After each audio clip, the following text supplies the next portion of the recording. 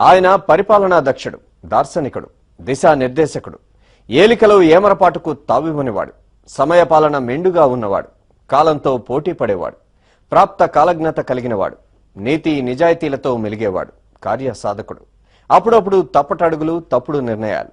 ఆయనే తెలుగుదేశం పార్టీ అధినేత నారా చంద్రబాబు నాయుడు. అనేకానేక ఉత్తాన్న పతనాలు, ఇంటా బయట సమస్యలు అయినా మొక్కవోని దీక్షతో ముందుకు వెళుతోన్న ఆ అధినాయకుడి జన్మదినం నేడు. ఈ సందర్భంగా గ్రహణం వీడిన పూర్ణచంద్రుడిలా వెలుగుతోన్న చంద్రబాబుపై ఓ ప్రత్యేక కార్యక్రమాన్ని ఇప్పుడు చూద్దాం. నాయుడు ఒకప్పుడు దేశమంతా మారుమోగిన పేరిది. ఆంధ్రప్రదేశ్ ఘనతను అంతర్జాతీయ వేదికలపై చాటి చెప్పిన పేరిది. ఇప్పుడు ఆయన పేరే వినిపిస్తోంది. కారణం, అనాథగా మారిన ఆంధ్రప్రదేశ్ను ఆదుకుంటారని, రాజధాని కూడా లేని రాష్ట్రాన్ని అభివృద్ధి పదంలోకి తీసుకువెళతారని, అవినీతిని అరికడతారని, సహజ సంపదలను సద్వినియోగం చేస్తారని, ప్రజలకు భరోసా ఇస్తారని, రాష్ట్ర సర్వతోముఖాభివృద్ధికి అహర్నిశం శ్రమిస్తారని, సత్ఫలితాలు సాధిస్తారని.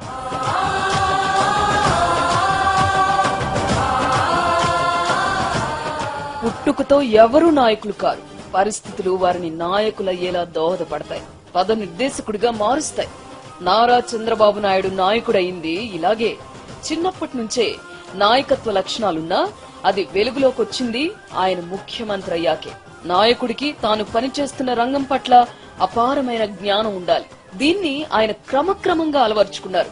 సంక్లిష్ట సమయాల్లో సాహసోపేత నిర్ణయాలు తీసుకోవడం, వాటి పర్యవసానాలకు పూర్తి బాధ్యతను వహించడం కూడా నాయకత్వ లక్షణాల్లో ప్రధానమైంది. తప్పో ఒప్పో చంద్రబాబు ఇలాంటి నిర్ణయాలు ఎన్నో తీసుకున్నారు. ఒక్కోసారి ఆ నిర్ణయాలు భవిష్యత్తులో నెత్తిన చుట్టుకుంటాయని తెలుసు. అయినా ముందడుగే వేశారు. నాయకుడికి ఉండాల్సిన మరో క్వాలిటీ నిజాయితీ, పక్షపాతరహిత వైఖరి. ఇవి కూడా చంద్రబాబులో పుష్కలంగా ఉన్నాయి. అందుకే ఇప్పుడు తెలుగు ప్రజలు ఆయన్ను కోరుకుంటున్నారు.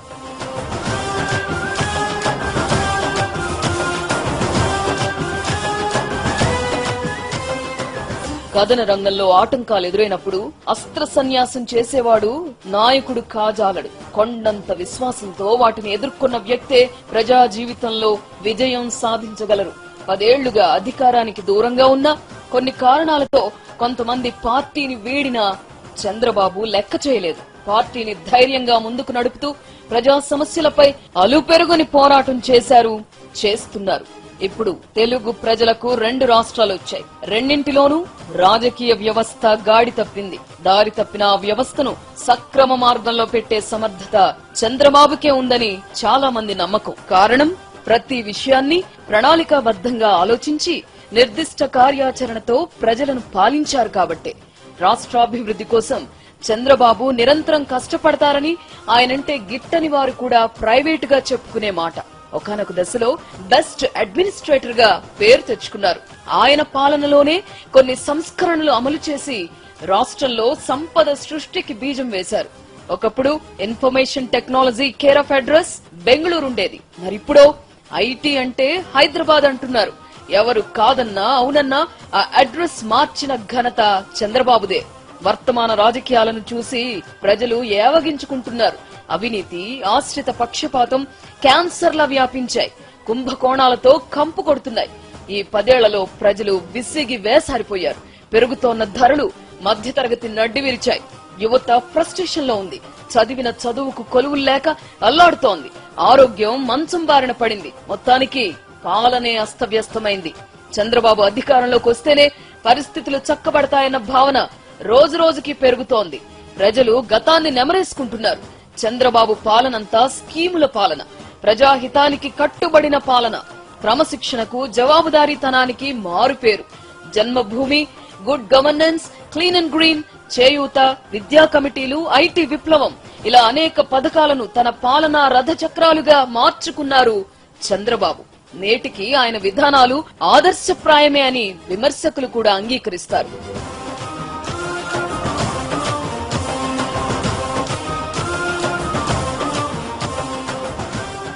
అధికారంలో ఉన్న కాలంలో చంద్రబాబుని ఇబ్బంది పెట్టేందుకు చాలా మంది చాలా రకాలుగా ప్రయత్నించారు. ఆయనకు అవినీతి మకిలంటించాలని కోర్టులో పిటిషన్లు వేశారు. ఏ ఒక్కటి నిరూపించలేకపోయారు. అలా చంద్రబాబుకు అనవసరమైన తలనొప్పి తెచ్చిన వారి తల బొప్పి కట్టింది. ఇప్పుడు వారే నానా రకాల కేసులు ఎదుర్కొంటున్నారు. కొందరు జైలు జీవితాన్ని కూడా గడిపారు. వర్తమానంలో తెలుగు ప్రజలు విషమ పరిస్థితిని ఎదుర్కొంటున్నారు. ఇప్పుడు గతాన్ని తలుచుకుని నిట్టూరిస్తే లాభం లేదు. భవిష్యత్కు బంగారు బాటులు ఎవరేస్తారో తెలుసుకోవాల్సిన ఆవశ్యకత ఉంది. రాజకీయ నాయకులు ఎన్నికల గురించే ఆలోచిస్తారు. రాజనీతిజ్ఞుడు భావితరాల గురించి ఆలోచిస్తారు. చంద్రబాబు రాజనీతిజ్ఞుడు, ఆశావహ దృక్పథం కలిగిన నాయకుడు.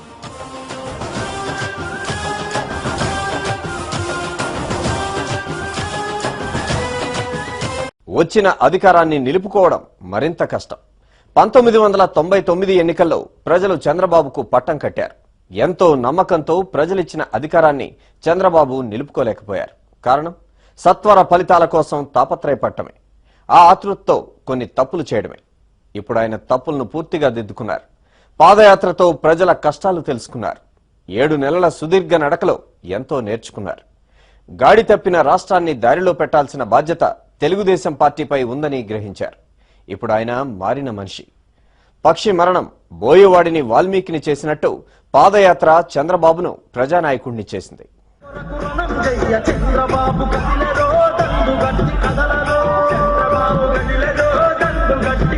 సరిగ్గా 64 ఏళ్ల కిందట చిత్తూరు జిల్లా నారావారిపల్లెలో ఖర్జూరా నాయుడు, అమ్మనమ్మ దంపతులకు జన్మించారు చంద్రబాబు నాయుడు. అప్పటికింకా గ్రామం కనీసం గ్రామ పంచాయతీ కూడా కాని కుగ్రామం. ఆ పల్లె వాతావరణం ఆయనకు కష్టించే తత్వాన్ని నేర్పింది, సంస్కారాన్ని అందించింది. చంద్రబాబు ప్రాథమిక విద్య అంతా శేషాపురంలోనే సాగింది. ఆ తర్వాత సెకండరీ విద్య కోసం చంద్రగిరి వెళ్లారు. అక్కడ బంధువుల ఇళ్లలో ఉంటూ 10th వరకు చదివారు.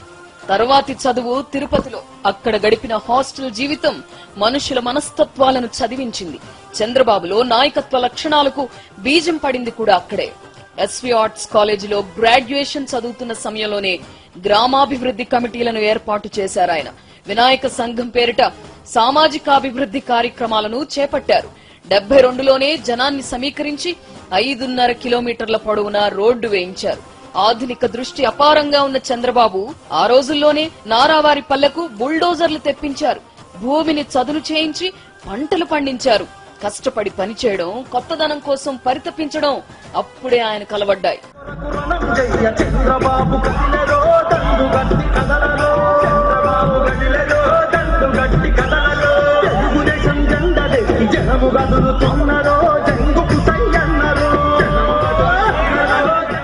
ఓ విధంగా చంద్రబాబుకు శ్రీ వెంకటేశ్వర యూనివర్సిటీ రాజకీయ జీవితానికి వేదిక అని చెప్పుకోవచ్చు. ఓవైపు చదువు, వ్యవసాయం, సంఘ సేవ, ఇంకోవైపు సంధి కాలంలోనే ఆయన పోస్ట్ గ్రాడ్యుయేషన్ పూర్తి చేశారు. విద్యార్థి సంఘాల ఎన్నికల్లో చంద్రబాబుదే కీలక పాత్ర. చంద్రగిరి బ్లాక్ యువజన కాంగ్రెస్ సెక్రటరీగా చురుకైన పాత్రను పోషించారు. 1977 దివిసీమ ఉప్పెన సమయంలో యువజన బృందాన్ని వెంట పెట్టుకుని సహాయ కార్యక్రమాల్లో పాల్గొన్నారు. చదువయ్యాక పూర్తి సమయాన్ని రాజకీయాలకే వెచ్చించారు. చంద్రబాబులో ఉన్న సునిశిత దృష్టి, దార్శనికతను గమనించిన కాంగ్రెస్ హైకమాండ్ ఆయనను 1978 ఎన్నికల్లో చంద్రగిరి స్థానానికి ఎంపిక చేసింది. ఆ ఎన్నికల్లో చంద్రబాబు విజయం సాధించారు. 3 పదులు నిండని వయసులో ఆయన అసెంబ్లీలో అడుగుపెట్టారు. అంజయ్య మంత్రివర్గంలో సినిమాటోగ్రఫీ శాఖ బాధ్యతలు చేపట్టారు. ఆ సమయంలో అగ్రనటుడు ఎన్టీ రామారావు దృష్టిలో పడ్డారు. ఎన్టీఆర్ తన కూతురు భువనేశ్వరినిచ్చి చంద్రబాబును అల్లుణ్ణి చేసుకున్నారు. ఇది జరిగిన కొన్నాళ్లకే ఎన్టీఆర్ రాజకీయాల్లోకి వచ్చారు. తెలుగుదేశం పార్టీని స్థాపించారు. చంద్రబాబు మాత్రం కాంగ్రెస్ పార్టీలోనే ఉన్నారు. 1983లో జరిగిన ఎన్నికల్లో తెలుగుదేశం ప్రభంజనంలో చంద్రబాబు కూడా పరాజయం పాలయ్యారు. రాజకీయాలలో చంద్రబాబుకు అదే తొలి ఓటమి. తెలుగుదేశం అధికారంలోకి వచ్చిన కొన్ని నెలలకే చంద్రబాబు ఆ పార్టీలో చేరారు.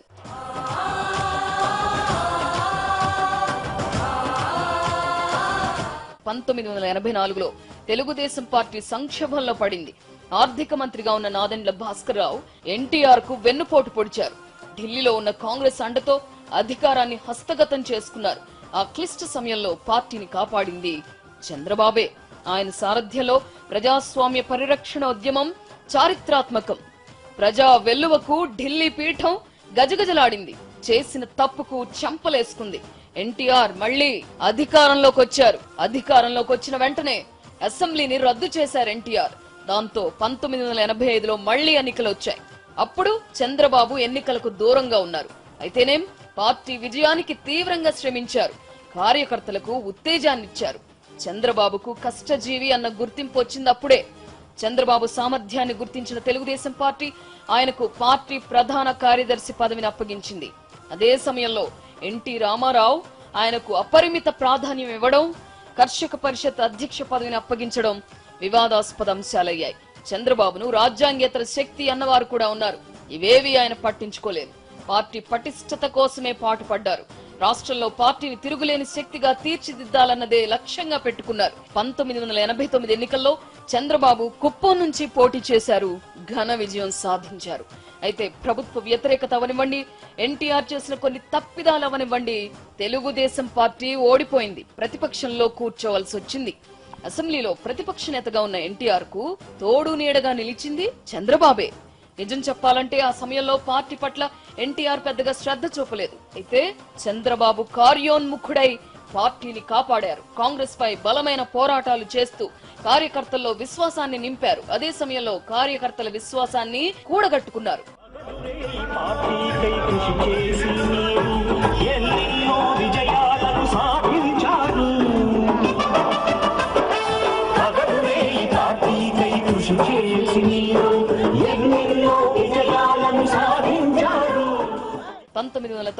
ఎన్నికల్లో తెలుగుదేశం పార్టీ అఖండ విజయం సాధించింది.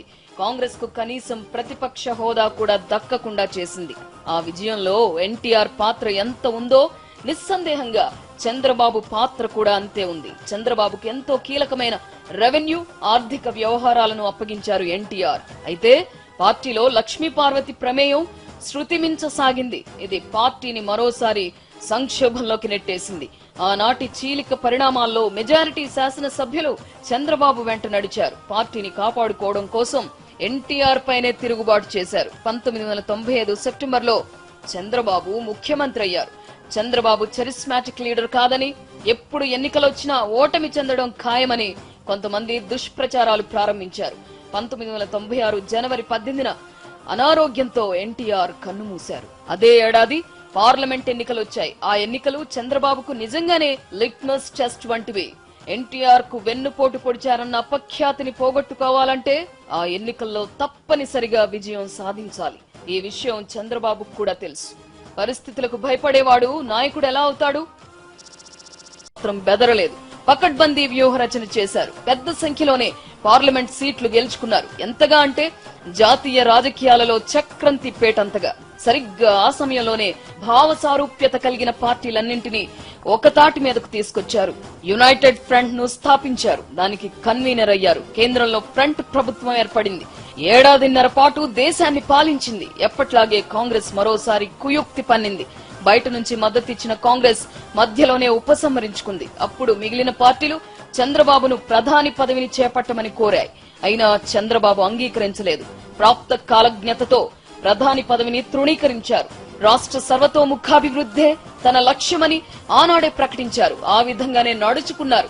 తర్వాత 2 ఏళ్లకు మళ్లీ పార్లమెంట్ ఎన్నికలు. ఈసారి మరిన్ని ఎక్కువ సీట్లు గెలుచుకుంది తెలుగుదేశం పార్టీ. అందుకు కారణం చంద్రబాబు సుపరిపాలనే. ఎన్టీఆర్ అల్లుడనే ఇమేజ్ చట్రం నుంచి చంద్రబాబు బయటపడ్డారు. సొంతంగా తనకంటూ ఓ ఇమేజ్ ఏర్పరచుకున్నారు. ఎంతగా అంటే తెలుగుదేశం అంటే చంద్రబాబు, చంద్రబాబు అంటే తెలుగుదేశం అన్నంతగా.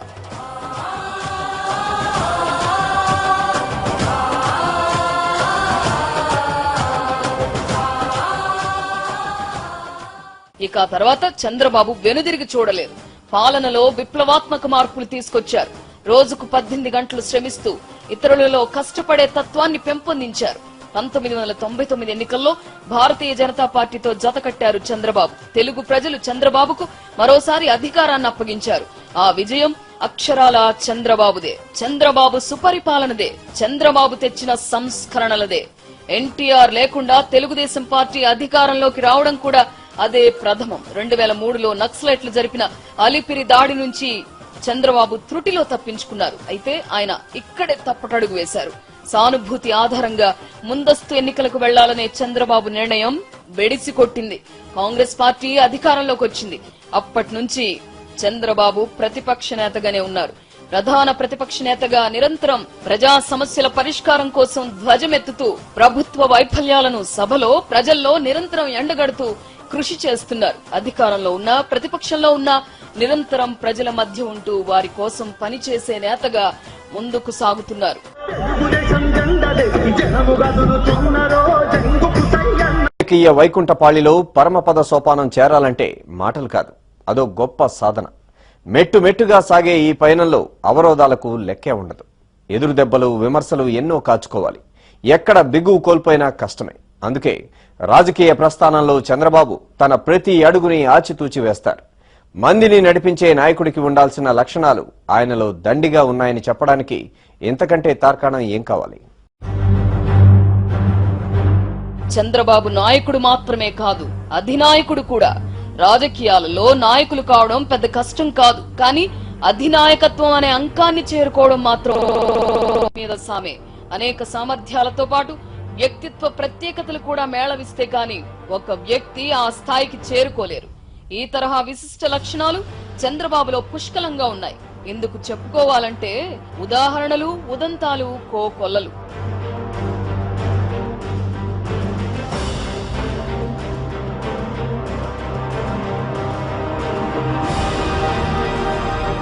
చంద్రబాబు ఎప్పుడూ అసహనంగా కనిపించరు. చీటికి మాటికి కోపతాపాలు ప్రదర్శించరు. ఆయనలో గమనించదగ్గ ప్రధాన గుణం ఎనర్జీ. ఉదయం 8 గంటలకు ఎంత ఉత్సాహంగా, ఉల్లాసంగా కనిపిస్తారో మధ్యాహ్నమైనా, సాయంత్రమైనా, రాత్రైనా, అర్ధరాత్రైనా అదే ఉత్సాహం కనిపిస్తుంది ఆయనలో. ఇసుమంత అలసట ఛాయ కూడా ఆయన ముఖంలో తొణకదు. ఇదొక అరుదైన లక్షణం. సర్వసాధారణంగా చాలా మందిలో ఉదయం కనిపించిన ఉత్సాహం మధ్యాహ్నం అయ్యేసరికి ఆవిరైపోతుంది. కానీ చంద్రబాబు మాత్రం ఇందుకు భిన్నం. ఎన్ని గంటలైనా ఒకే ఎనర్జీతో పని చేసుకోగలుగుతారు. ఆయనలో గమనించదగ్గ మరో ముఖ్య లక్షణం ఎమోషన్స్ ని బాగా కంట్రోల్ చేసుకోగలగడం. ఏదైనా ఊహించని సంఘటన జరిగిందే అనుకోండి, సహజంగా మూడ్ ఆఫ్ అయిపోతుంది. చాలా మంది అదే ఫీలింగ్ ని ఆ తర్వాత కూడా క్యారీ చేస్తుంటారు. కానీ చంద్రబాబు అలా కాదు. ఆయన తన భావాలను బాగా బ్యాలెన్స్ చేసుకుంటారు. పార్టీలో ఏదైనా క్లాష్ వచ్చినప్పుడు, ఎవరికైనా బాబు క్లాస్ స్పీకర్ అనుకోండి, ఆ సమయంలో ఆయన ముఖంలో కోపావేశాలు తాండవిస్తాయి. ఆ సన్నివేశం ముగిసి మరో సమూహం ముందుకొచ్చినప్పుడో, మరో వ్యక్తితో మాట్లాడాల్సి వచ్చినప్పుడో ఆయన క్షణాల్లోనే ప్రసన్న వదనంలోకి మారిపోతారు. ఈ రకంగా మైండ్ సెట్ ని మేకప్ చేసుకునే రహస్యం వంటబట్టింది కనుకనే ఇన్ని రకాల మనుషులతో, భిన్న స్వభావాలు కలవారితో ఆయన నెగ్గుకొస్తున్నారు. నాయకుడు అనిపించుకోగలుగుతున్నారు.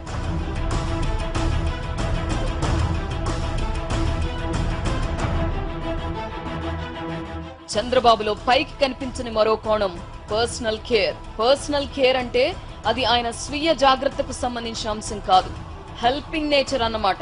కొందరు నాయకులు ఎవరికైనా గుప్పెడంత సాయం చేస్తే దాన్ని కొండంతలు చేసి గొప్పలు చెప్పుకుంటారు, ప్రచారాలు చేయించుకుంటారు. కానీ చంద్రబాబు ఆ తరహా వ్యక్తి కాదు. ఆయన ఏం చేసినా గుట్టుగా చేస్తారు. కుడి చేత్తో చేసే సాయం ఎడమ చేతికి కూడా తెలియకూడదని పెద్దలు అంటారే, అచ్చంగా అదే సూత్రాన్ని ఆయన తూచా తప్పకుండా పాటిస్తారు. రకరకాల అవసరాలతో తన వద్దకు వచ్చేవారికి, నిరుపేదలకు ఆయన తోచిన సాయం చేస్తూనే ఉంటారు. ఉపాధి మార్గాలనండి, పిల్లల చదువులనండి, ఇళ్లలో అవసరాలనండి, ఆయన వద్ద సహాయం పొంది బాగుపడ్డవారు ఎందరో ఉన్నారు. అలాంటి వారు మళ్లీ ఆయనకు ఎదురై ఆయన సాయం వల్ల ఎలా బాగుపడింది చెప్పినప్పుడు మాత్రం ఆయన కళ్లల్లో ఆనందం తొణికిసలాడుతుంది.